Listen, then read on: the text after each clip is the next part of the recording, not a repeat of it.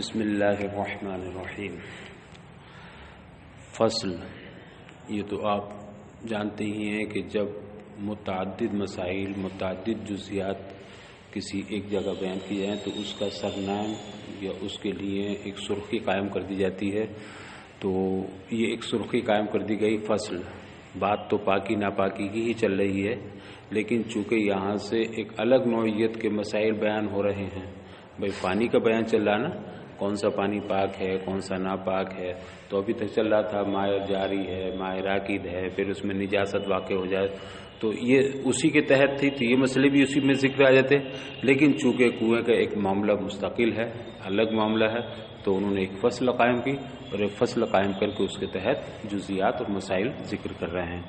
تو جو چند مسائل اور جزیات پر مشتمل سوقی ہوتی ہے اسے فصل، اور جو چند فصول پر مشتمل ہو اسے باب کہتے ہیں، اور جو چند ابواب پر مشتمل ہو کتاب کہتے ہیں۔ تو بیرون فیہا نجس او مات فیہا حیوان، وہ کنواں جس میں کوئی نجاست گر جائے یا اس میں کوئی جاندار مر جائے، گر کر کے مر جائے یا مر کر کے گر جائے، دونوں کا ایک حکم ہے۔ ایک اچھا خاصا زندہ جانور گرا کنویں میں، بکری گری اور مر گئی، اور ایک یہ ہے کہ بکری پہلے ہی مر گئی، کنویں میں گرنے سے پہلے ہی وہیں مڈیرے پہ مری اور مر کے پھر گر گئی، تو دونوں کا حکم ایک ہی ہے۔ تو گر کر مر جائے یا مر کر کے گر جائے، بہرحال کنویں میں واقع ہو جائے، کنویں میں چلی جائے۔ ون تفقا او تفسخا، اور پھر جاندار کنویں میں گر جائے اور گر کر کے پھول جائے، مر گئے اور مرنے کے بعد پھول گیا یا پھٹ گیا۔ او ماتا آدمی و شاتن، یہ تو اس کے بارے میں تھا جو دیگر جانور ہیں، آدمی اور کتے وغیرہ یا خنزیر وغیرہ کے علاوہ کوئی اور چھوٹا جانور گرا اور گر کر کے مر گیا، تو صرف مرنے پر یہ حکم نہیں ہے، بلکہ مرنے کے بعد وہ پھول گیا یا پھولنے کے علاوہ پھٹ گیا، تب یہ حکم ہے۔ اگر کوئی جانور گرا کتے وغیرہ سے چھوٹا یا انسان چھوٹا اور فوری اس کو نکال لیا گیا، تو فوری نکالنے میں اس میں سے کچھ پانی نہیں نکالا جائے گا، ہے نا، لیکن جب پھول جائے گا تو پھر یا پھٹ جائے گا تب پھر پانی نکال جائے گا۔ مثلا کوئی بلی ہی گر گئی، بکری ہی گر گئی، کتا ہی گر گیا، گر کر کے مر گیا، مگر اس کے بدن پہ کوئی نجاست وغیرہ لگی ہوئی نہیں تھی، تو پانی ناپاک نہیں ہوگا۔ لیکن اتنا ٹائم ہو گیا گرے ہوئے کہ وہ پھول گیا، تو اب نجاست ظاہر سی بات مخلوط ہو گئی، نجاست مل گئی اس کی پانی میں، تو اب پانی نکالا جائے گا۔ اور آدمی یا بکری یا کتا صرف مر جائے، اس کا پھولنا اور پھٹنا ضروری نہیں ہے، پانی میں گرا اور گر کر کے مر گیا تو بھی وہی حکم ہوگا۔ تو چھوٹا جانور گرے اور مر جائے اور پھول جائے، تب جو آگے حکم بیان کریں پانی ناپاک ہو جائے گا، پھٹ جانے یا پھول جانے کی صورت میں۔ لیکن آدمی ہوا یا کتا ہوا یا کوئی بڑا جانور بکری وغیرہ ہے، وہ گر کر مر گیا تو مرتے ہی اس کا حکم ناپاکی کا ہو جائے گا۔ تو اسے غور سے دیکھیے گا، وہ کنواں جس میں کوئی نجاست گر گئی یا اس کے اندر کوئی جاندار گرا اور گر کر کے پھول گیا، انتفاخا، ٹھیک ہے، اور تفسخا، یا پھٹ گیا، وہ ریزہ ریزہ ہو گیا، یا اس پانی کے اندر کنویں کے اندر آدمی گرا یا بکری گری یا کتا گرا یا اس سے بڑا کوئی جانور، گائے بھینس وغیرہ، پھر ينزح كل مائها، اور گر کر کے یہ مر گئے، یعنی آدمی کتا وغیرہ، ان کا پھولنا پھٹنا ضروری نہیں ہے، یہ گر کر مر گئے تو کل پانی کنویں کا نکالا جائے گا۔ ينزح كل مائها، کنویں کے پورے پانی کو صاف کیا جائے گا، ان امکنا، اگر پورے پانی کا صاف کرنا ممکن ہو، وَإِلَّا فَقَدْرُ مَا فِيهَا، ورنہ جتنا پانی کنویں کے اندر اس وقت ہے جب نجاست گری ہے یا یہ چیزیں گر کر کے مری ہیں، اتنی مقدار کر کے، اندازہ کر کے اتنا پانی نکال دیا جائے گا۔ بعض کنویں ایسے ہوتے ہیں کہ ان کے نیچے سے سوت بند ہو گئے ہوتے ہیں، پانی تو موجود ہے ان کے اندر، اگر پانی آ نہیں رہا یا آ رہا تو معمولی اس میں آ رہا ہے، تو اس کنویں کا پورا پانی نکالنا ممکن ہے، چاہے 100 لیٹر ہو، 200 لیٹر ہو، 500 لیٹر ہو، فل پانی نکال سکتے ہیں۔ لیکن کچھ کنویں وہ ہوتے ہیں کہ ان کے اندر کے سوت جاری ہیں، چشمہ جاری ہے، پانی نکالو پھر پانی نکل آتا ہے اندر سے، پانی نکالو، آپ سینکڑوں نہیں ہزاروں بالٹی پانی نکال لیجیے، کوئی کا پانی کم ہی نہیں ہوتا، تو کیسے صاف کیا جائے گا؟ صاف کرنا ممکن نہیں ہے۔ تو اب اس کا ایک اندازہ کر لیا جائے گا کہ اس کنویں میں کتنا پانی ہے، جس وقت نجاست گری ہے یا جس وقت آدمی گرا ہے، کتا گرا ہے، مر گیا ہے، تو کتنا پانی اس کے اندر ہوگا، تو اندازہ کر لیا اس میں 200 لیٹر پانی ہوگا، تو اب کتنا نکال لیا جائے؟ اب 200 لیٹر نکال لیا، چاہے 200 نکالنے بعد 200 ہی اس میں رہ جائے، وہ تو برابر پانی نیچے سے آ رہا ہے، یا 200 سے زیادہ بھی ہو جائے تب بھی نہیں، کتنا جتنا اندازہ اس وقت پانی کا تھا وہ نکال دیا جائے۔ اب یہ اندازہ کون کرے گا؟ کوئی بھی کر دے گا؟ نہیں، جسے اس سلسلے میں مہارت ہوگی، بصیرت حاصل ہوگی، الگ الگ ہر شعبے کے ماہرین موجود ہوتے ہیں، وہ زمین دیکھ کے بتا دیتے ہیں یہاں پانی کتنا ہے، یہاں کا پانی میٹھا ہے، یہاں کا پانی کھاری ہے، یا وہ اس کو چیک کر کے ٹیسٹ کر کے بتا دیتے ہیں۔ جب یہاں یہ ٹنکی لگی تھی، جو اپنے یہاں ٹینک ہے، یہ بڑی والی ٹنکی، تو ہم نے دیکھا تھا کہ یہاں کچھ باضابطہ انجینئر اور ماہرین اس کے آئے تھے، انہوں نے کئی جگہوں پر پانی کا چیک کیا تھا، کہاں کا پانی زیادہ بہتر ہے۔ تو اشرفیہ کی تو بہت بڑی جگہ تھی، جہاں کا پانی اچھا تھا وہیں ٹنکی بنتی، تو جہاں اب ٹنکی بنی ہوئی ہے، جہاں اس کا ٹیوب ویل بنا ہوا ہے، وہاں کا پانی اور جگہوں کے پانی کے مقابلے میں اچھا تھا، میٹھا تھا، بہتر تھا، تو پھر یہی طے ہوا کہ یہیں ٹیوب ویل لگے گا اور یہیں ٹینک بنے گا، یہ ٹنکی بنی ہے۔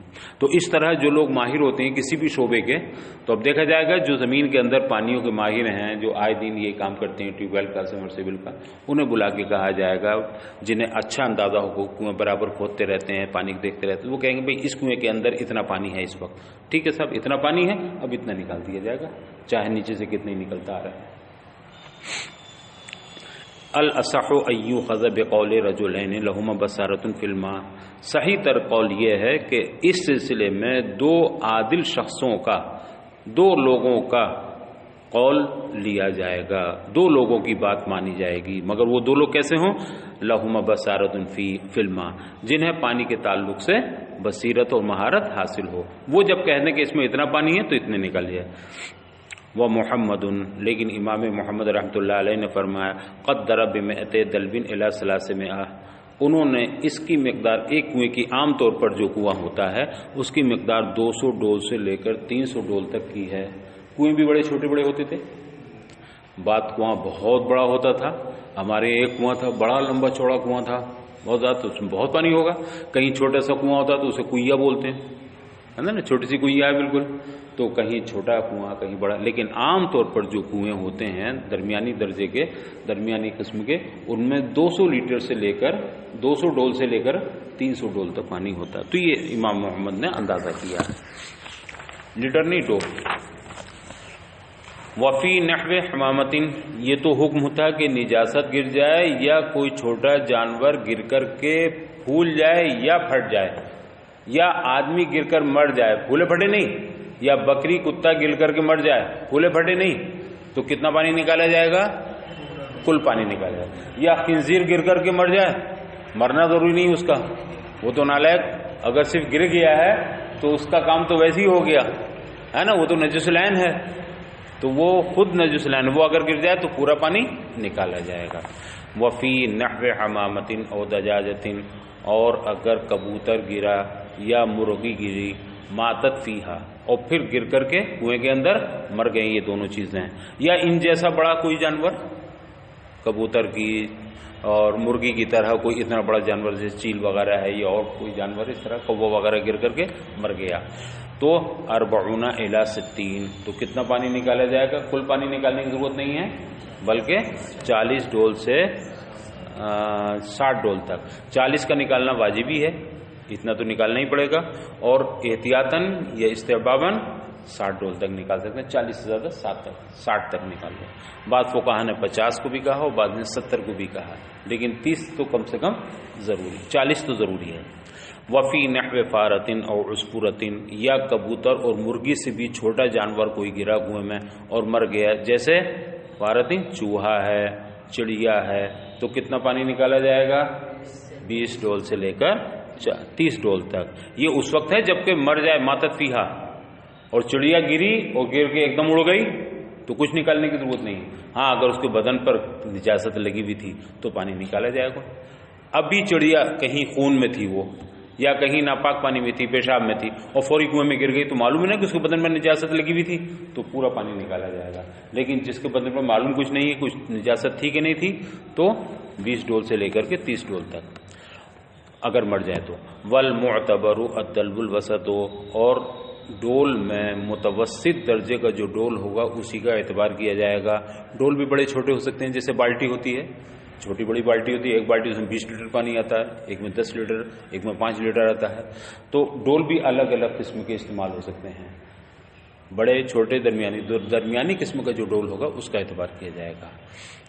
بعض حضرات نے فرمایا کہ نہیں، جس کنویں میں یہ واقعہ ہوا ہے، جس کنویں کے ساتھ یہ حادثہ ہوا کہ اس میں نجاست گری ہے یا جانور گر کر کے مرا ہے، چڑیا وغیرہ، تو اس کنویں پر جو ڈول استعمال کیا جاتا تھا اس کا اعتبار کیا جائے گا، یعنی 200 سے لے کے 300 تک، یا 40 سے لے کے 60 تک، یا 30 سے لے کر 30 تک، کون سا ڈول جو اس کنویں میں استعمال ہوتا ہے وہ ڈول۔ لیکن یہ بھی نہیں، بلکہ عام ڈولوں میں جو درمیانی ڈول ہوتا ہے وہ استعمال کیا جائے گا۔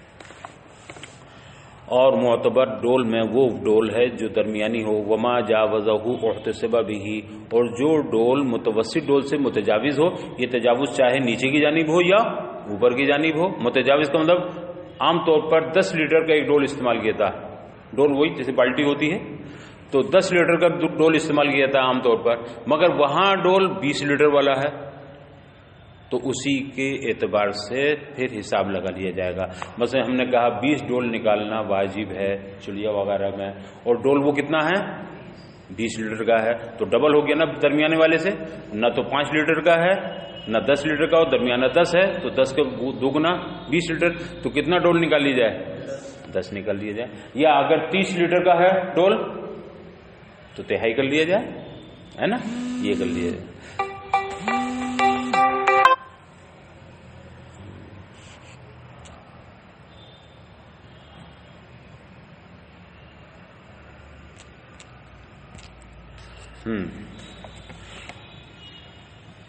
وما جاوزہ احتسب به، اور ڈول اس سے اگر متجاوز ہو یعنی کم یا زیادہ ہو تو اسی کا حساب لگا لیا جائے گا، اندازہ کر لیا جائے گا، یعنی جتنے متوسط ڈول بن جاتے ہوں اس میں اتنے میں لگا جائے۔ اگر 5 لیٹر کا ڈول ہے اور عام طور پر درمیانی 10 لیٹر کا ہے، تو 5 لیٹر والے سے کتنا نکالا جائے گا، 20 کی جگہ 40 ڈول نکالے جائیں گے۔ وَيَتَنَجَّسُ الْبِئْرُ مِنْ وَقْتِ الْوُقُوعِ، اب کہتے ہیں کنواں ناپاک ہو جاتا ہے وقت وقوع ہی سے، ان علماء ذالک، اگر نجاست گرنے کا یا جانور کے گرنے کا وقت اگر معلوم ہو تو جو وقت اس کے گرنے کا ہے اسی وقت سے اس کنویں کو ناپاک مانا جائے گا۔ وَإِلَّا فَمُذْ يَوْمٍ وَلَيْلَةٍ، ورنہ ایک دن اور ایک رات سے ناپاک مانا جائے گا۔ اگر جانور پھولا نہیں ہے، پھٹا نہیں ہے، اور 3 دن اور 3 رات سے ناپاک مانا جائے گا اگر جانور پھول گیا ہے یا پھٹ گیا ہے۔ تو اگر یہ پتا ہے کہ جانور کب گرا ہے یقین کے ساتھ تو اب کچھ اندازے کی ضرورت نہیں، اسی وقت سے پانی کو ناپاک سمجھا جائے گا۔ اب اس وقت کے بعد سے لے کے آپ نے جتنی نمازیں اس سے وضو کر کے پڑھی اس پانی سے، ان ساری نمازوں کا اعادہ کیا جائے گا۔ آپ نے اس وقت کے بعد سے لے کر جتنے کپڑے دھوئے ہیں اس پانی کے، اس پانی سے، وہ سارے کپڑے دوبارہ پاک کیے جائیں گے، ٹھیک ہے۔ اور اگر معلوم نہیں ہے کہ کب گرا تھا جانور، مگر جب دیکھنا ہے تو پھول چکا ہے یا پھٹ چکا ہے نا، تو اگر پھولا پھٹا نہیں ہے تو کتنا مانا جائے گا، 1 دن اور 1 رات سے، 24 گھنٹے سے، اور اگر پھول پھٹ گیا ہے تو 3، یعنی 3 دن 3 رات میں جتنے آپ نے کپڑے دھوئے یا غسل کیا وضو کیا وہ سب احاطہ کیا جائے گا۔ ایک قول یہ ہوا۔ وقال مذ وجد، اور صاحبین فرماتے ہیں کہ جب سے وہ نجاست پائی گئی ہے یا وہ جانور کنویں میں پایا گیا اس وقت سے ناپاک مانا جائے گا۔ آپ نے دیکھا ہے ابھی 2 بجے، ارے اس میں تو جانور گرا پڑا، اب 2 بجے سے ناپاک ہے، نکالتے نکالتے رات کے 8 بج گئے، تو 8 بج گئے، 2 بجے سے لے کر 8 بجے تک 6 گھنٹے میں اگر وہ پانی استعمال کیا کسی وضو میں یا کسی کپڑے دھونے میں تو اس کا اعادہ کیا جائے گا، ورنہ نہیں۔ اسی پر فتویٰ بھی ہے، کس پر، صاحبین کے قول پر، کہ جب معلوم ہو جائے، جب پتہ چل جائے کہ اس میں جانور گرا ہوا ہے یا اس میں نجاست گری ہے، تو جب سے اس کا علم ہوا ہے نا، چاہے وہ گرا کبھی سے ہو تو اسی وقت سے پتہ چلے۔ نہیں وہ تو مسئلہ ختم ہو گیا، ہاں پھول پھٹ گیا تو 3 دن مانے جائیں گے، ہے نا، کچھ پتہ نہیں ہے، پھولا پھٹا بھی نہیں ہے تو اسی وقت سے مانا جائے گا۔ وسور الآدمی والفرس اور آدمی کا جوٹا اور گھوڑے کا جوٹا، وکل ما یوکل لحمہ طاہر اور ہر اس جانور کا جوٹا جس کا گوشت کھایا جاتا ہے طاہر ہے، پاک ہے۔ آدمی کا جوٹا، گھوڑے کا جوٹا اور ہر معقول اللحم جانور کا جوٹا پاک ہے۔ معقول اللحم میں جانور بھینس، گائے، بیل، بکری وغیرہ سب آ گئے۔ آدمی یہ مطلق ہے بالکل، آدمی مطلب اس میں چاہے مرد ہو، چاہے عورت ہو، بچہ ہو، بوڑھا ہو، حتیٰ کہ کافر ہو یا مسلمان ہو، سب کے جھوٹے کا یہ عمر۔ لیکن کافر کا جھوٹا بہت ہی مکروہ ہے، ظاہر سی بات ہے، اس میں ویسے بھی طبی کراہت ہے۔ ہاں اگر کسی ایسے آدمی کا جھوٹا ہے جو ابھی شراب پی کر کے اس نے پی لیا، تو شراب تو ناپاک ہے، نجس ہے، ابھی شراب کا گلاس اس کے منہ میں لگا ہوا تھا اور فوری اس نے بالٹی میں منہ ڈال دیا، تو پوری بالٹی کا پانی ناپاک ہو جائے گا، اس لیے کہ ابھی اس کے ہونٹوں پہ اور زبان پہ کیا لگی ہوئی تھی؟ شراب، اور شراب سے ناپاک ہو جائے گا۔ ہاں والکلب والخنزیر وسبع بہائم نجس اور کتے کا جوٹا، خنزیر کا جوٹا اور درندوں کا جوٹا، جو شکاری درندے ہیں ان کا جوٹا نجس ہے۔ ایک ہوتا ہے جھوٹا اور ایک ہوتا ہے جوٹا، فرق ہوا نا؟ ایک تو جھوٹا تو یہ سچ کے مقابل ہے جھوٹا، اور ایک جھوٹا یہ کس کے مقابل ہے؟ یہ سچ کے مقابل نہیں ہے بلکہ یہ بالکل صاف ستھرے کے مقابل۔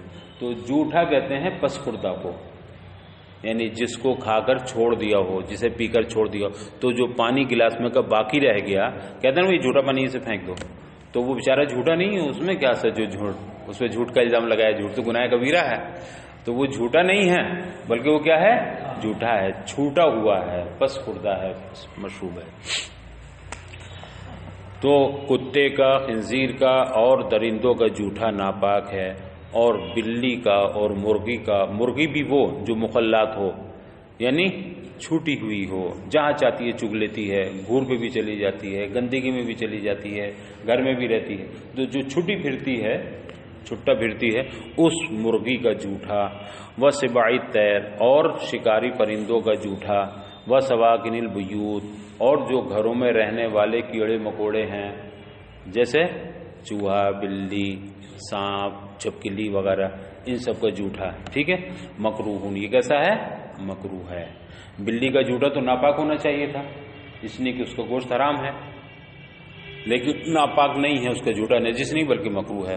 وہ اس لیے کہ حدیث پاک میں فرمایا گیا ہے بلی کو طوافات میں سے، کہ تمہارے ارد گرد گھروں میں گھومتی رہتی ہیں، تو جو چیزیں گھروں میں گھومتی رہتی ہیں ان سے بچنا دشوار ہوتا ہے، اور جب کسی چیز میں کثرت ہوتی ہے تو حکم خفت آ جاتی ہے کثرت کی وجہ سے، لہذا یہ عام طور پر بلیاں گھر میں گھومتی ہیں، کہیں بھی پانی میں منہ ڈال دیں گی، دودھ میں منہ ڈال دیں گی، تو یہ پانی یا دودھ کیا ہو جائے گا؟ ناپاک نہیں ہوگا بلکہ مکروہ ہو جائے گا۔ والحمار والبغل مشکوکن اور گدھے کا جوٹا اور خچر کا جوٹا یہ مشکوک ہے۔ آپ دیکھ چکے فرس کا جھوٹا کیا بتا چکے ہیں؟ پاک ہے، ٹھیک۔ بغل خچر کو کہتے ہیں، خچر اسے کہتے ہیں جو گدھے اور گھوڑے کے ملاپ سے پیدا ہوتا ہے، نہ وہ گدھا ہی ہوتا ہے اور نہ گھوڑا ہی ہوتا ہے، دونوں کے ملاپ سے۔ تو گدھے کا جوٹا مکروہ، اسی طرح خچر کا جوٹا بھی مکروہ ہے، مکروہ نہیں مشکوک ہے۔ یتوضأ بہ ویتیمم، تو ایک حکم تو یہ ہے کہ اگر یہ مائع مشکوک موجود ہو تو اس سے وضو کریں گے، اور وضو کے بعد تیمم بھی کریں گے، ٹھیک ہے۔ اے یتوضأ بالمشکوک، یعنی مائع مشکوک سے پہلے وضو، ثم یتیمم، پھر اس سے تیمم کریں۔ الا فی المکروہ، لیکن اگر پانی مکروہ ہے، مکروہ پانی کون سا تھا؟ بلی کا، مرغی کا، ہے نا، سبع طیر کا، سواکن بیوت کا جوٹا، یہ مکروہ ہے۔ اگر پانی مکروہ ہے تو یتوضأ بہ فقط، تو اس سے صرف وضو کریں گے، تیمم کی ضرورت نہیں ہے۔ یہاں پانی گدھے کا اور خچر کا جھوٹا رکھا تو یہ مشکوک ہے، ٹھیک ہے، مشکوک پانی ہے، صحیح اور صاف پانی نہیں ہے، تو اس پانی سے پہلے وضو کریں گے، اس کے بعد پھر تیمم کریں گے۔ لیکن بلی کا جھوٹا پانی رکھا ہے، مرغی کا جھوٹا پانی رکھا ہے، یہ پانی مکروہ۔ اب صاف پانی، نیا پانی الگ سے موجود نہیں ہے، صاف ستھرا پانی یہی مکروہ پانی ہے، تو کیا اگر مکروہ پانی میں صرف وضو کریں گے، تیمم کی ضرورت نہیں ہے۔ ان عدم غیرہ، اگر پانی دوسرا موجود نہ ہو، دوسرا کون سا؟ صاف ستھرا پاک پانی موجود نہ ہو، تو اس سے تیمم کریں، وضو کریں گے۔ والعرق معتبر بالسور، کہتے ہیں پسینہ کا اعتبار جھوٹے ہی سے ہے، جس کا جھوٹا پاک اس کا پسینہ بھی پاک، جس کا جھوٹا ناپاک اس کا پسینہ بھی ناپاک، جس کا جھوٹا مکروہ اس کا پسینہ بھی مکروہ، جس کا مشکوک اس کا مشکوک، ٹھیک ہے۔ لأن السور مخلوط باللعاب، وجہ کیا ہے؟ اس لیے کہ سور یعنی جھوٹا جو ہوتا ہے وہ لعاب کے ساتھ مخلوط ہوتا ہے۔ ظاہر سی بات ہے جب آدمی پانی پیے گا، جانور پانی پیے گا تو اس کی جو جیب وغیرہ پر منہ میں لعاب ہے وہ لعاب پانی سے ملے گا، اور جب لعاب پانی سے ملے گا تو اگر وہ لعاب پاک ہے تو پانی بھی پاک رہے گا، لعاب ناپاک ہے تو پانی بھی ناپاک ہو جائے گا، اور یہ مکروہ مشکوک ہے تو پانی مکروہ مشکوک ہو جائے گا۔ تو جھوٹے کا اس لیے کہ جھوٹا جو ہے وہ مخلوط باللعاب ہوتا ہے، اور لعاب کا حکم اور پسینے کا حکم ایک ہی ہے۔ لہذا اگر آدمی کو پسینہ آیا تو پسینہ پاک ہے یا ناپاک؟ پاک ہے، اس لیے تو اس کا جھوٹا بھی پاک ہے، پسینہ پاک۔ لیکن کتے کو اگر پسینہ آ گیا تو پسینہ ناپاک ہے۔ کتا صاف ستھرا کھڑا تھا، سوکھا تھا بالکل، اس پہ پانی گر گیا تو بھی ناپاک نہیں ہوگا صرف پانی سے، اس لیے کہ اس کا بدن ناپاک نہیں ہے۔ ہاں خنزیر کے اوپر پانی گر گیا تو وہ پانی بھی کیا ہو جائے گا؟ ناپاک، اس کی چھینٹیں اگر آئیں گی تو ناپاک ہو جائے گا۔ لیکن کتا پسینے میں بھیگ گیا تو اس کا پسینہ بھی ناپاک ہے۔ اسی طرح سے گھوڑے کا پسینہ پاک، اگر آدمی بیٹھا ہے سواری کر رہا اور پسینے میں بھیگ گیا بالکل تو ناپاک نہیں ہوگا، لیکن گدھے اور خچر پہ بیٹھا ہے تو مشکوک ہوگا، ٹھیک ہے نا۔ ہاں، یا بلی پہ آپ ہاتھ پھیر رہے ہو، بلی بھاگ کے آئی ہے، دوڑ کے آئی ہے، پسینہ پسینہ ہو رہی ہے تو وہ پسینہ بھی اس کا کیا ہے؟ مکروہ ہے۔ اور لعاب اور پسینے کا حکم ایک ہی ہے، واحد ایک ہی ہے، لأن کل منہما متولد من اللحم، اس لیے کہ ان دونوں میں سے ہر ایک، کون کون؟ لعاب اور پسینہ، یہ دونوں متولد من اللحم، یہ گوشت سے ہی پیدا شدہ ہوتے ہیں۔ لعاب بھی گوشت سے پیدا ہوتا ہے اور پسینہ بھی مطلب گوشت سے ہی پیدا ہوتا ہے۔ تو جب گوشت کا جیسا حکم ہوگا ویسے ان دونوں کا حکم ہوگا، کس کا؟ لعاب کا اور پسینے کا۔ اس لیے کہ لعاب اور پسینہ یہ دونوں کے دونوں گوشت سے پیدا شدہ ہیں۔ فَإِن قِيل، اب اگر کوئی یہ اعتراض کرے کہ یجب ان لا یکون بین سور معقول اللحم وغیر معقول اللحم فرق، اب اگر کوئی کہے کہ صاحب معقول اللحم اور غیر معقول اللحم کے جھوٹے میں کوئی فرق نہیں ہونا چاہیے، اسے غور سے سننے کا۔ معقول اللحم جن کا گوشت کھایا جاتا اور غیر معقول اللحم جیسے کتا، شیر وغیرہ درندے، ان کا نہیں کھایا جاتا۔ تو معقول اللحم اور غیر معقول اللحم میں کوئی فرق نہیں ہونے چاہیے، کیوں؟ اس لیے کہ اگر گوشت کا اعتبار کیا جائے تو فلحم کل واحد منہما طاہرون، تو آپ دیکھیے دونوں کا گوشت پاک ہے۔ غیر معقول اللحم سے آپ خنزیر کو نکال دیجئے، وہ تو نجس العین ہے بالکل، اس کو تو ایک ایک جز ناپاک ہے، ٹھیک۔ لیکن اس کے علاوہ اور جو جانور ہیں جن کا گوشت حرام ہے، جن کا کھایا نہیں جاتا گوشت، ان کا بھی آپ پہلے حکم بتا چکے ہیں کہ جب انہیں شرعی طور پر ذبح کر دیا جائے تو گوشت کیا ہو جاتا ہے ان کا؟ اگرچہ کھانا حرام ہے لیکن پاک ہو جاتا ہے۔ تو اب معقول اللحم گائے کا گوشت وہ بھی پاک ہے، اور کتے کا گوشت جبکہ ذبح کر دیا گیا ہو بسم اللہ اللہ اکبر کہہ کر کے تو وہ گوشت بھی کیا ہوگا؟ پاک ہوگا۔ تو جب دونوں کا گوشت پاک ہو گیا، اور پسینہ لعاب کس سے پیدا ہوتا ہے؟ گوشت ہے، تو اب پسینے اور لعاب کا حکم وہی ہوگا جو گوشت کا ہے۔ تو معقول اللحم غیر معقول اللحم میں کوئی فرق ہوا؟ کوئی فرق نہیں ہوا۔ اگر کوئی اعتراض کرے کہ صاحب معقول اللحم غیر معقول اللحم میں کوئی فرق نہیں ہونے چاہیے، اس لیے کہ اگر لحم کا اعتبار کیا تو لحم دونوں میں سے ہر ایک کا کیا ہے؟ طاہر ہے۔ کیا تم نہیں دیکھتے کہ غیر معقول اللحم جب نجس العین نہ ہو، غیر معقول اللحم جب نجس العین نہ ہو، نجس العین کون؟ خنزیر، اگر یہ نہ ہو تو اذا ذکیا، جب اس کو ذبح کر دیا گیا شرعی طور پر تو یکون لحمہ طاہرا، تو اس کا گوشت کیا ہو جائے گا؟ پاک ہو جائے گا۔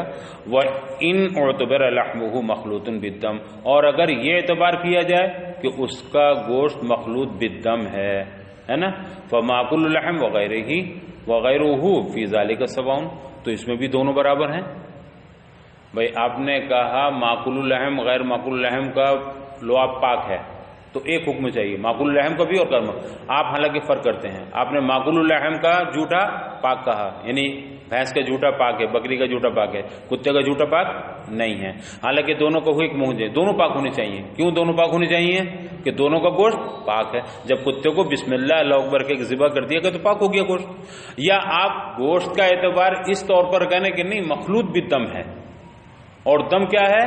ناپاک ہے، گوشت اسی سے متصل ہے، اسی سے مخلوط ہے، تو پھر معقول اللحم غیر معقول اللحم دونوں کا ناپاک ہونا چاہیے۔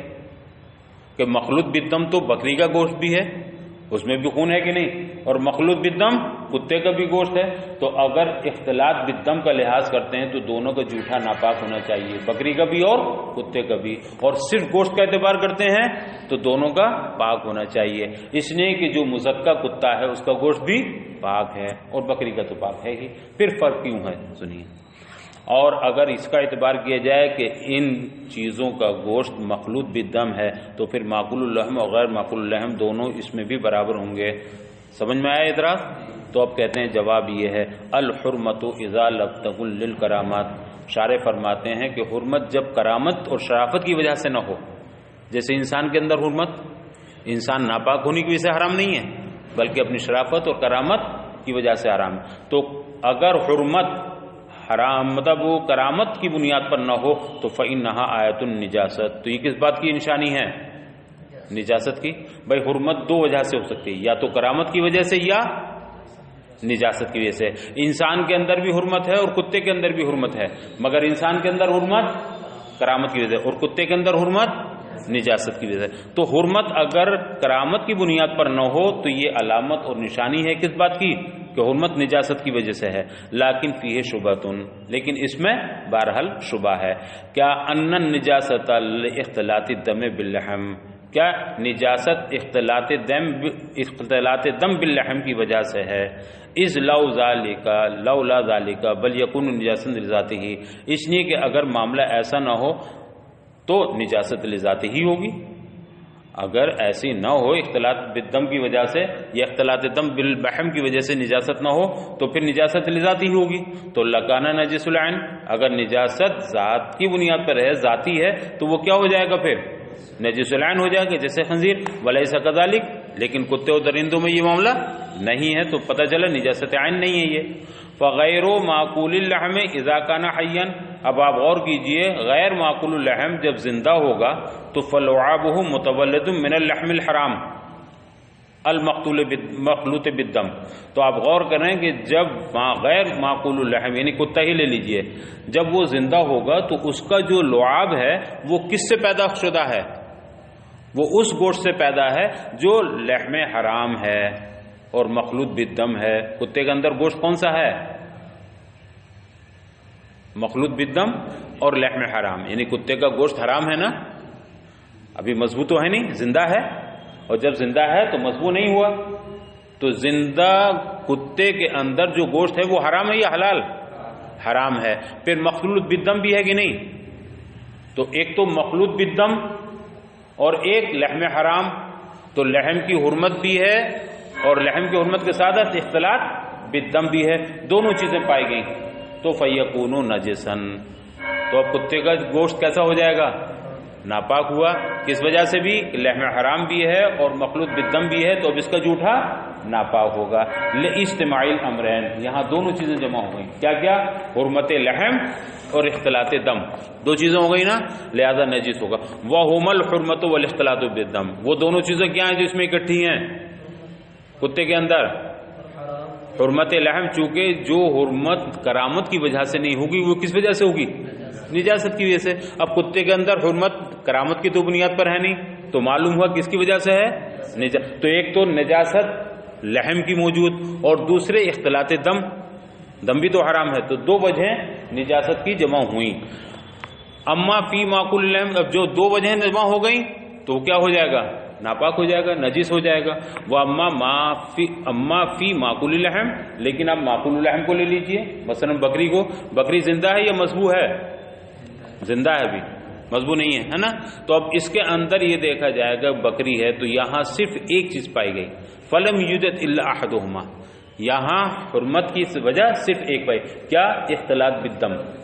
بکری ہے تو ابھی اس کا گوشت مخلوط بالدم ہے، تو اختلاط دم تو ہے مگر حرمت تو نہیں ہے، جیسے کتے کا گوشت حرام ہے ویسے بکری کا گوشت حرام نہیں ہے، تو وجہ نجاست ایک ہوئی، کیا؟ اختلاط بالدم، حرمت نہیں، اس لیے کہ حرمت جو کرامت کی وجہ سے نہ ہو نجاست کی وجہ سے ہوتی ہے، اب یہ معقول اللحم ہے، غیر معقول اللحم نہیں ہے۔ لیکن معقول اللحم میں لم یوجد الا احدہما، وہاں صرف ایک ہی وجہ پائی گئی اور وہ کیا ہے؟ اختلاط بالدم، فلم یوجب نجاست السور، لہذا وہ نجاست سور کا موجب اور سبب نہ بنے گی، فقط ایک چیز، دونوں چیزیں اکٹھی ہوتی تو یہ نجاست کا سبب بنتی، یہاں ایک چیز ہے اور ایک چیز نہیں ہے، کیا چیز ہے یہاں؟ اختلاط دم ہے، حرمت لحم نہیں ہے۔ لأن هذه العلت بانفرادها ضعیفۃ، اس لیے کہ تنہا ایک علت، کون سی والی؟ اختلاط بالدم والی، تنہا یہ علت جو ہے وہ کمزور پڑ گئی، اگر دو ہوتی تو مضبوط ہو جاتی، نجاست کا حکم ہوتا، اس لیے کہ تنہا ایک علت یعنی اختلاط دم والی ضعیف ہے۔ اذ الدم المستقر فی موضعہ لم یعط له حکم النجاست، اس لیے کہ جو دم، جو خون اپنے محل میں مستقر ہے، اپنے مقام اور اپنے موضع میں مستقر ہے، اسے نجاست کا حکم نہیں دیا جاتا ہے زندہ میں۔ مثلا انسان ہی لے لیجیے، بکری لے لیجیے، کتنا خون اس کے اندر بھرا ہوا ہے، لیکن وہ ناپاک ہوگا نہیں، چونکہ جو خون ہے اپنے محل میں ہے، اور جب نجاست اپنے محل میں ہوتی ہے تو اسے نجاست کا حکم نہیں، جب وہاں سے باہر آ جائے تو نجاست کا حکم ہے۔ میری یہاں سے یہاں تک رگوں میں 50 گرام خون ہے، مگر وہ 50 گرام خون ناپاک نہیں ہے، اور جیسے ہی میں نے بلیڈ لگا کے خون باہر نکال لیا تو یہ باہر آتے ہی اپنا محل اس نے چھوڑ دیا، اپنا مقام چھوڑ دیا، تو اب شیشی میں جب وہ خون آ گیا تو کیا ہو گیا؟ ناپاک۔ اب بکری کے اندر کتنا بھی خون ہے وہ خون کیسا ہے؟ پاک ہی ہے، اپنے محل و نجاست، صرف اختلاط دم ہوا ہے، اس لیے کہ دم مستقر فی موضعہ، اپنے محل میں، اپنے مقام میں جو دم مستقر ہے اس کو نجاست کا حکم نہیں دیا گیا زندہ میں۔ وَإِذَا لَمْ يَكُنْ حَيًّا، لیکن جب یہ زندہ نہ ہو، کون؟